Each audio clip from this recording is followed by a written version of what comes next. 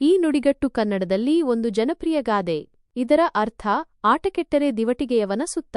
ಇದನ್ನು ಸಾಮಾನ್ಯವಾಗಿ ಒಂದು ಕೆಲಸವು ಸರಿಯಾಗಿ ನಡೆಯದಿದ್ದಾಗ ಅಥವಾ ಯಾರೋ ಒಬ್ಬರು ತಪ್ಪು ಮಾಡಿದಾಗ ಇತರರ ಮೇಲೆ ದೋಷಾರೋಪಣೆ ಮಾಡುವುದನ್ನು ಅಥವಾ ಅವರನ್ನು ಬಲಿಪಶು ಮಾಡುವುದನ್ನು ಟೀಕಿಸಲು ಬಳಸಲಾಗುತ್ತದೆ.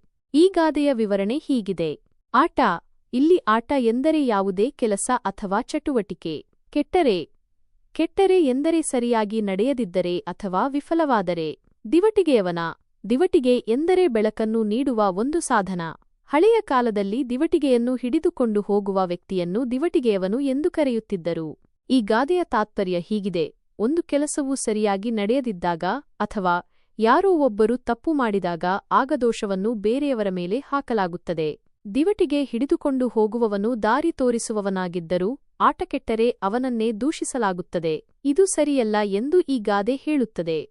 ಈ ಗಾದೆಯನ್ನು ನಾವು ಹಲವಾರು ಸಂದರ್ಭಗಳಲ್ಲಿ ಬಳಸಬಹುದು. ಉದಾಹರಣೆಗೆ, ಒಂದು ತಂಡವು ಒಂದು ಯೋಜನೆಯಲ್ಲಿ ವಿಫಲವಾದಾಗ ಆಗ ತಂಡದ ನಾಯಕನನ್ನು ದೂಷಿಸಬಹುದು. ಒಬ್ಬ ವಿದ್ಯಾರ್ಥಿ ಪರೀಕ್ಷೆಯಲ್ಲಿ ಅನುತ್ತೀರ್ಣನಾದರೆ ಆಗ ಶಿಕ್ಷಕರನ್ನು ದೂಷಿಸಬಹುದು. ಒಂದು ದೇಶವು ಆರ್ಥಿಕವಾಗಿ ಹಿಂದುಳಿದಿದ್ದರೆ ಆಗ ಸರ್ಕಾರದ ನೀತಿಗಳನ್ನು ದೂಷಿಸಬಹುದು.